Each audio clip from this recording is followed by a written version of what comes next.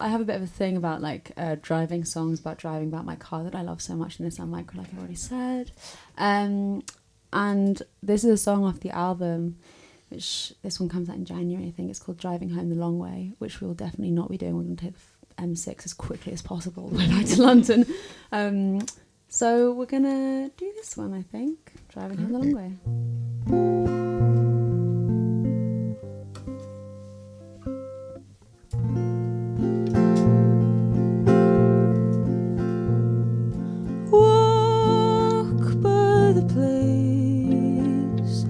You lived in when the news came,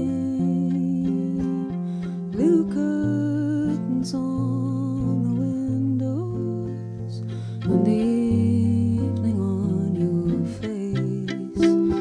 Well, the only reason I miss those days is from when you're driving me home the long way, and I see the sun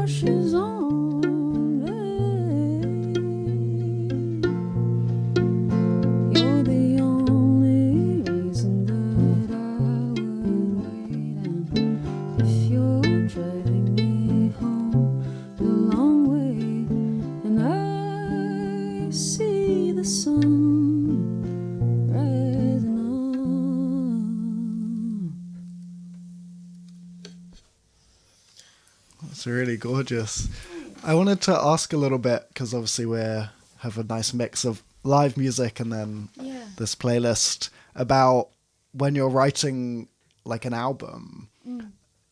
Does that change the way that you listen to other people's music? And do you feel like you're picking up more on other things, or do you actually feel as if you need to kind of reject all the other influences and just focus on like your own voice? It's a really good question. I think recently I've been trying, so I listen to music all the time, like obviously I love music, I love songs, I love rock music, but I've recently realised that there are some points I just need silence. So like when I'm stomping around London, I actually don't listen to music a lot of the time because I want to take stuff in, and I used to kind of fill my ears with sound because London is super overstimulating, but actually I think that being receptive like that is really important.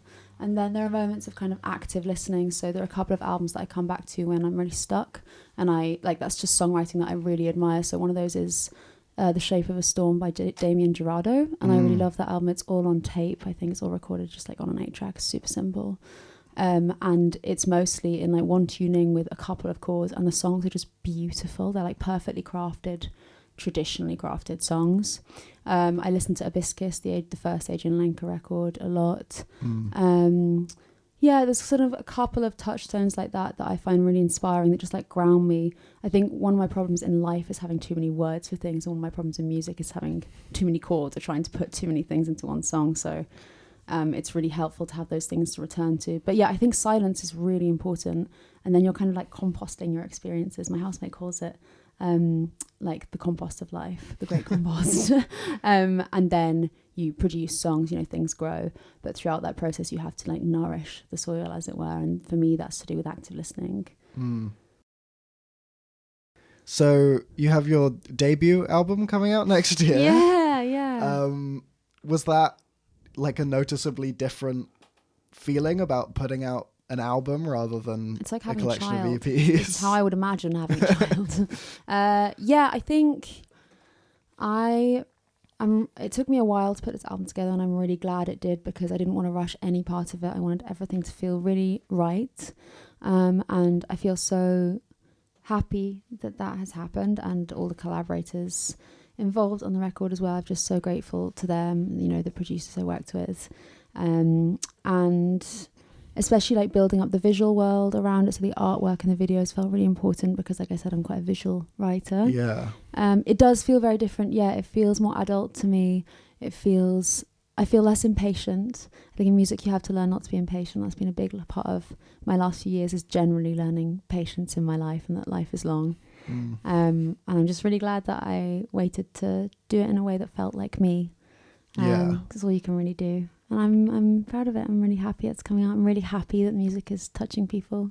Well, we're really incredibly excited for it. It's called Rift, right? Yes. And I believe there's a song called Rift on the album. We're gonna play the title track, Rift. It's so the whole album for me was built around this image of a rift in a landscape, or, you know, rift has multiple meanings. So it can also be like a falling out or an argument, but also is a word for like a kind of fissure or a gap in a landscape. So for me, rift was a space which was like completely dark, and everything in my life just felt like it was gone. There was just like empty space and darkness, like I'd have burned everything down. And there's something crazy in most people that makes you keep going anyway and pushing forward towards something that you don't even know if it's there or not. And it's like a mad spark of hope or strength that we have it in all of us. So that was my image, and a lot of that is to do with traveling forward, being in motion, moving through this kind of liminal landscape. But in this case, the song Rift, when I wrote this, I was like, that's what the album is. It's also in some ways a sort of coming of age song about independence and freedom, like real freedom, and how lonely freedom can be as well. So we're gonna play that.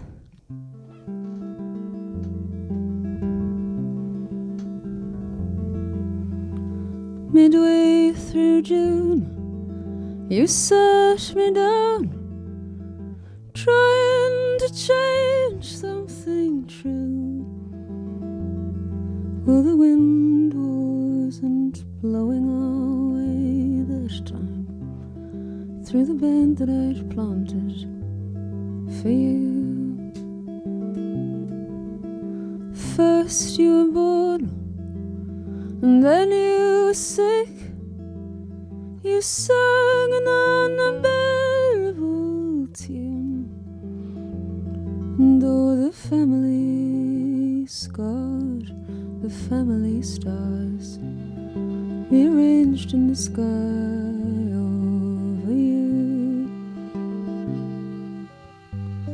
Don't need lovers, don't need anyone, just the sun above me and my keys in my car. Just the sun above me, breaking my heart.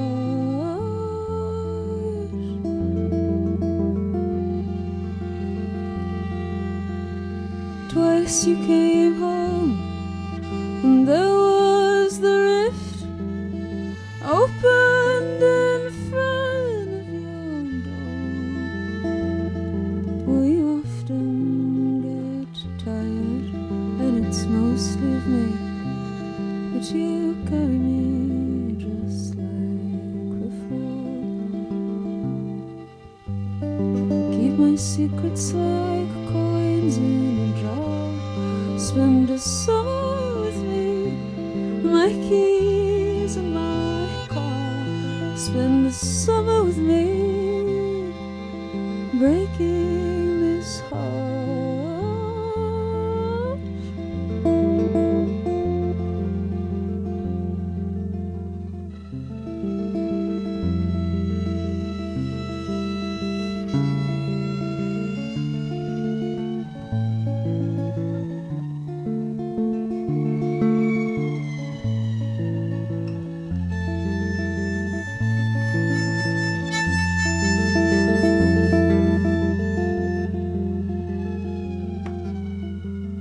midway through June, will you search me down, and with your own knife cut me loose, where the wind wasn't blowing away this time, but the bed that we'd planted